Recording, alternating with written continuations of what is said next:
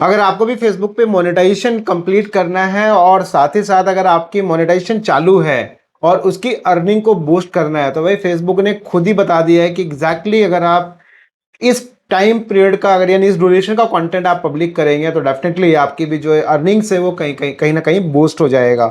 तो चीज़ों को आप डिटेल में समझो और फिर जो आपकी अर्निंग का डाउन होने का जो प्रॉब्लम चल रहा है वो कहीं ना कहीं सॉल्व हो जाएगा। बस आपको इनकी गाइडलाइंस को फॉलो करना है। कंटेंट मोडिशन टूल नहीं मिल रहा है तो कंटेंट मोडिशन टूल भी मिल जाएगा, क्योंकि देखो टूल सबको मिल रहा है। ऐसा नहीं है कि बहुत ज़्यादा फॉलोवर है, बहुत ज़्यादा रीच है तभी मिलेगा, ऐसा कोई नियम कानून नहीं है। सिंपल सा नियम है, आपका ओरिजिनल कंटेंट होना चाहिए, जेन्युइन कंटेंट होना चाहिए, रीच एंगेजमेंट सब कुछ होना चाहिए। और ये इन्विटेशन बेस्ड है यार, कभी भी आ सकता है, राइट। अब देखो यहाँ पे, तो अब आप यहाँ पे एक स्क्रीन देखो। सबसे पहले यहाँ पे देखो एक क्वेश्चन यहाँ पे लोगों ने जो सबसे ज्यादा लोग पूछते हैं कि how do I become eligible to monetise. तो भाई मतलब सबका सवाल ही रहता है कि भाई मैं मेरा कब मोनेटाइज के लिए मैं एलिजिबल होगा, मेरा पेज प्रोफाइल कुछ भी कब मेरा मोनेटाइजेशन टूल चालू हो गया। ऐसे बहुत सारे इश्यूज रहते हैं। तो फेसबुक का यहाँ पे एक रिस्पॉन्स क्या है कि भाई सबसे पहले आपको क्या करना है, ये बात ध्यान रखना है कि इसको आपको टर्म्स एंड कंडीशंस आपको फॉलो करना है। Terms and services and community standard पूरा होना चाहिए।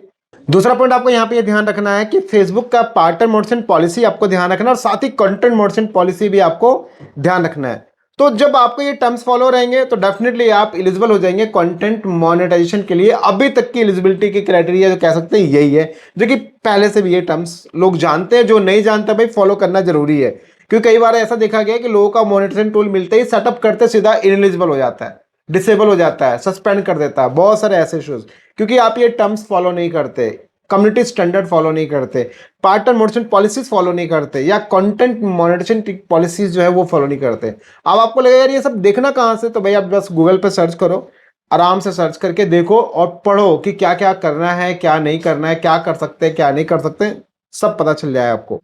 सेकंड स्क्रीन में यहाँ पे देखो एक दूसरा सवाल है कि भाई how do I know if I am eligible to monetise.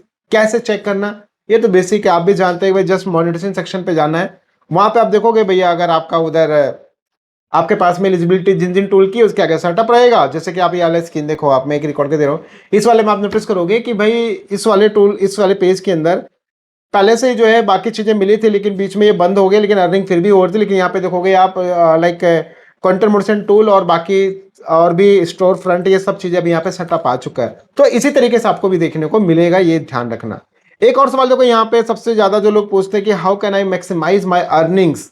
ये प्रॉब्लम सबसे ज्यादा है, how can I maximise my earnings. तो यहाँ पे देखो क्या लिखा आ रहा है, try creating and sharing a range of video length and content format. क्या चीज है, ये दो चीज की बात कर रहा है। पहला वीडियो की लेंथ और दूसरा कंटेंट फॉर्मेट। यानी वीडियोस की लेंथ और कंटेंट फॉर्मेट्स कहीं ना कहीं बहुत मैटर करेगा आपकी अर्निंग्स की बूस्ट में, आपकी अर्निंग की इंक्रीमेंट में। कैसे अर्निंग आपकी इंक्रीज तब होगी, लाइक यहाँ पे बोल रहा है कि भाई experiment with different reels length. Like क्या, 10 से 30 सेकंड बनाओ आप। एक यहाँ पे एग्जांपल दिया है इसने कि आप ऐसा एक एक्सपेरिमेंट करके देख सकते हो कि भाई 10 से 30 सेकंड का कंटेंट बनाओ, या 30 से 180 सेकंड का कंटेंट बनाओ, या 180 से प्लस का कंटेंट बनाओ। और आप यहाँ पे देखो कि भाई कौन सा सबसे बेस्ट परफॉर्म कर रहा है। देखो यहाँ पे लिखा भी आ रहा है कि कौन सा है जो सबसे सही है आपकी ऑडियंस के अकॉर्डिंग, बस उसको आप फॉलो करो। आपको लगता है कि छोटा कंटेंट आपकी ऑडियंस ज्यादा पसंद कर रही है, वो कंटेंट पब्लिक करो। आपको क्या जरूरत है 1 मिनट का वीडियो बनाने का, 60 सेकंड जरूरी नहीं है। आपको लगता है कि आपका ऑडियंस 5 से लेकर 10 सेकंड के कंटेंट को ज्यादा रीच कर रहा है, ज्यादा उसको वॉच कर रहा है, ज्यादा उसको इंगेज कर रहा है, तो उस टाइप के कंटेंट को आप ट्राई करो, राइट। तो लेंथ समझ में आ गया। दूसरा यहाँ पे कंटेंट फॉर्मेट बोल रहा है भाई photos, text, post and stories और आल्सो, मतलब बोल रहा है कि भाई ये सब चीजें भी आप करो, क्योंकि कहीं ना कहीं आप अपनी ऑडियंस के साथ कनेक्ट रहते हो और कहीं ना कहीं एक अच्छा रेवेन्यू के सोर्स बन जाते हैं। लाइक फोटोज नहीं पोस्ट करते हैं, फोटोज पोस्ट करो, टेक्स्ट भी पोस्ट करो और साथ ही स्टोरीज भी लगाओ, क्योंकि जब ये सब चीजें होंगी तो ये सब चीजें मिला के कहीं ना कहीं आपकी अर्निंग को बूस्ट करेगा। तो एक चीज ये बड़े कमाल का इसमें जो समझ में आया, जो लेंथ को लेकर है यहाँ पे, कि भाई आप एक्सपेरिमेंट करो।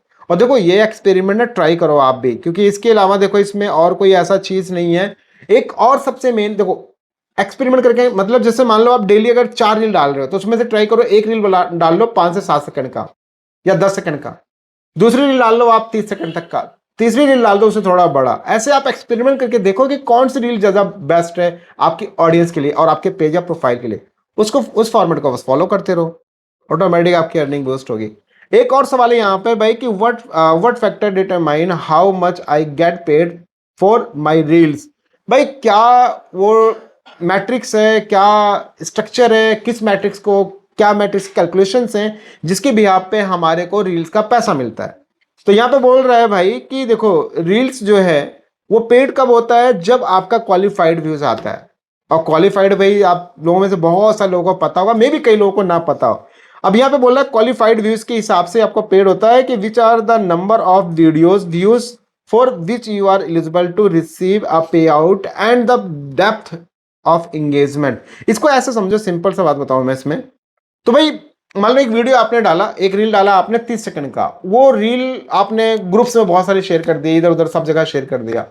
मे भी हो सकता है उस वीडियो के ऊपर आपके पास में 1 मिलियन का रीच आ जाए, 1 मिलियन का व्यूज आ जाए, बट उनमें से जो एक्चुअल में जब फेसबुक काउंट करे वो पता चला सिर्फ आपका 5 लाख या 2 लाख ही क्वालिफाइड व्यूज काउंट करे। हो सकता है आप थर्ड पार्टी से लेकर आ रहे हैं, थर्ड पार्टी ट्रैफिक से लेकर आ रहे हैं, मतलब मल्टीपल ऐसी चीजें हो सकती हैं, बट क्वालिफाइड व्यूज मान लो आपके 3 लाख हैं, जबकि क्या था 1 मिलियन व्यूज टोटल आए, तो आपके जो 7 लाख व्यूज है ना वो आपके खराब हो गए। तो जो पैसा मिलेगा वो आपको मात्र 3 लाख व्यूज के ऊपर मिलेगा, आपके क्वालिफाइड व्यूज होंगे। सो गाइस इन सब चीजों को आप फोकस करो और अर्निंग्स वगैरह बढ़ाओ यार। और आई होप कि आपको चीजें क्लियर हो गई होंगी। ये मेटा खुद कह रहा है, मैं नहीं कह रहा, मेटा की बात तो समझो, ठीक है। और वीडियो को ज्यादा से ज्यादा शेयर कीजिए ताकि बाकी लोगों को भी इन्फॉर्मेशन मिल सके। और आई विल ट्राई यार आने वाले टाइम पे कुछ ना कुछ आपके लिए बेस्ट करूंगा, एक ऐसा तरीका जिससे आप हर चीज को डेप्थ में समझो, डिटेल्स में समझो। क्योंकि देखो एक्चुअल में रेवेन्यू आपको अच्छी जनरेट करनी है तो आपको सीखना पड़ेगा, समझना पड़ेगा, डिटेल्स में चीजों को जानना पड़ेगा। क्योंकि जब आप सब ये सब चीजें जानोगे ना तो डेफिनेटली आप भी कहीं ना कहीं इस चीज के मास्टर बनोगे। और फिर क्या, फिर तो कोई भी प्रॉब्लम्स आएगी आप खुद भी रिजॉल्व कर पाओगे, बहुत सारी चीजें हैं। तो लेट्स सी, जब भी कुछ रहेगा तो अपडेट करूंगा आपके लिए। और वीडियो को ज्यादा से ज्यादा शेयर कीजिए ताकि बाकी लोगों तक इन्फॉर्मेशन मिल सके। और मिलते हैं एक नेक्स्ट और एक अच्छी वीडियो का। जय